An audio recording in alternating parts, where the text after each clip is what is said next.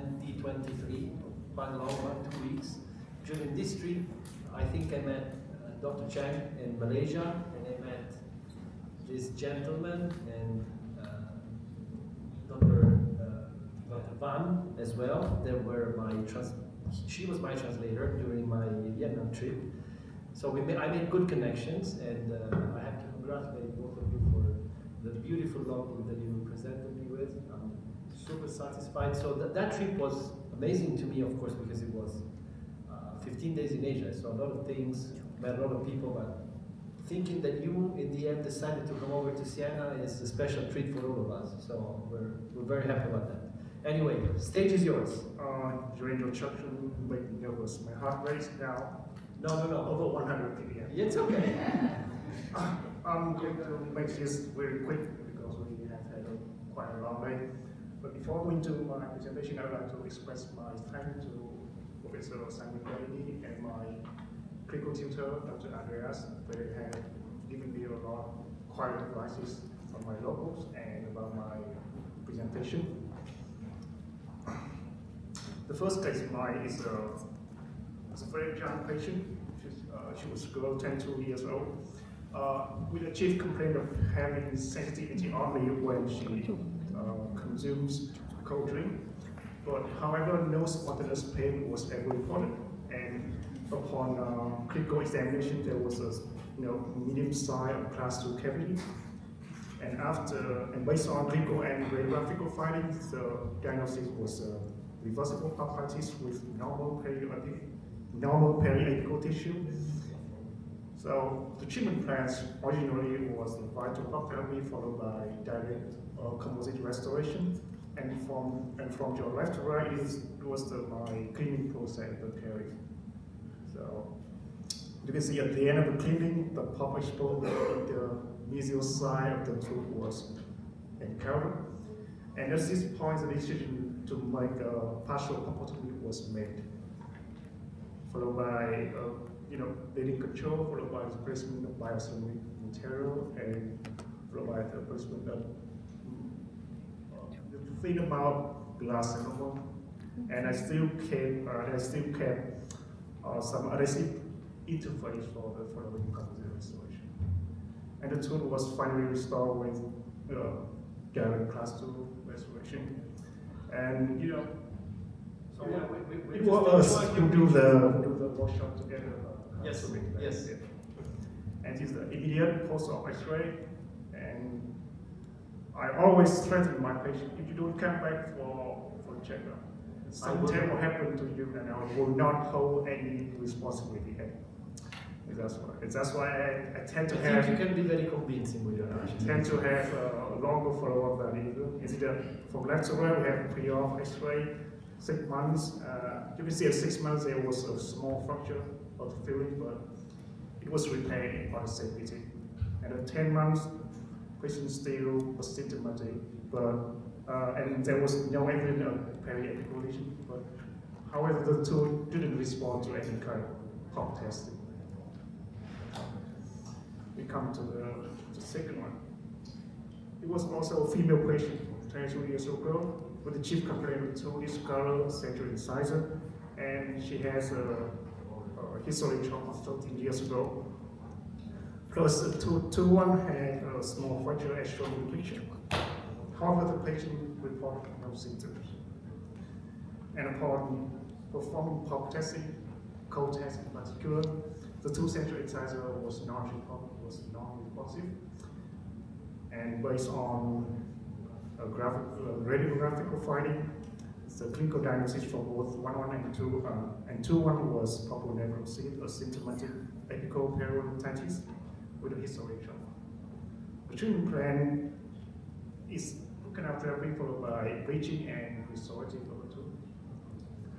However, I have encountered a problem that the canal was so wide that I could not shape the apical thread. So to seal the apical thread, I had to fabricate the anterior block, and followed by you can see on the X-ray some of the gut temperature, and followed by a glass enamel to facilitate the intracorneal bleaching afterwards. And to speed up the bleaching, process I also combine with the office breathing for 30 minutes. And this is to encourage the patient to comply with the treatment process afterward. And patient was dismissed for 2 weeks, in which the intracorneal bleaching took place. And it's after walking bleaching, and I actually wait for 2 weeks until I do the direct restoration. These are 15 months and 18 months follow-up of the case. The only regret that I had on this one is there was a slight discrepancy in color of the central incisor, but the patient declined any kind of neural restoration she has. She said, I was totally happy with this, there's no need to do the neural restoration. And then we got a radiographic follow-up. Here's post. We have 15 months and 18 months respectively. You can see the ongoing healing process on both central incisor. This is the last KMI.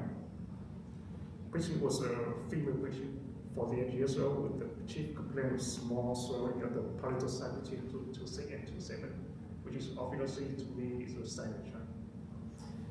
And based on the clinical finding and radiographics, the diagnosis was in combination with CT, of course. The diagnosis was pulmonary necrosis with chronic apical abscess on a tooth which had a full crown, which is performed by me a few years ago. The treatment plan obviously is root canal treatment. 4 canals were found and shaped to full length, and this is X-ray where I do check the master code. 2 separate MB canals. The 4 canals were altered. Access cavity was sealed with resin composite as usual. Again, I unfortunately have long follow-ups on this patient. From left to right view is 3 months, 12 months, and 16 months. So total resolution of pectoral lesion, and patient stay asymptomatic for until now over 16 months. And that would be all. Thank you very much. Thank you.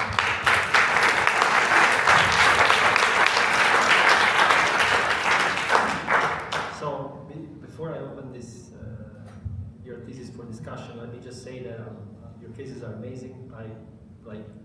You had a course, I was a teacher at one of your courses. I would be very happy to be a student at one of your courses, because really your skills are amazing.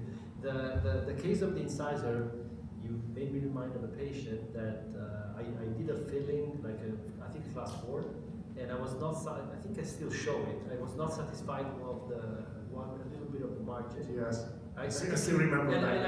And I said to the guy, because I saw the picture, I couldn't see it live, but I saw the picture, it's really not nice. I said, do you mind we do it again? And the patient replied to me, Prof, you need help, psychiatric help. Like stop. So most of the time our patients are satisfied with the work we've done. So congratulations on your beautiful cases. I don't know if there's any. I still remember the Viking as a. Please. Amazing clinical pictures. Yes. As to K3, do Just you have any concern about removal of the crown and have a look? Because could there be something on the mesial part? Did you think about that?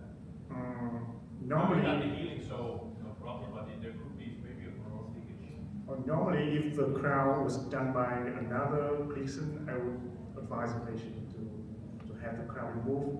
Plus, I had performed the payroll checking on the mesial side. Yeah. That was when he submitted the law we were discussing, we had a discussion, and he explained it. Yes, so we can know that there's a lot of things that beneath beneath the crown that, that, especially that when we didn't do it. But in this case, I myself did the crown. So. Okay. But it healed. So yeah. Honey. You said that you did the crown 2 years ago. Yes, So I heard you correctly. yeah, 2 years ago. So you're dead certain nothing happened under the crown. If you can I have a moment? I'm What did you say? don't mind me under that. You see, there was No. the tool was I actually performed the pump capping Pulp cupping. pulp capping 2 years ago. Okay. Same to you can see the visual side. Yes, I saw.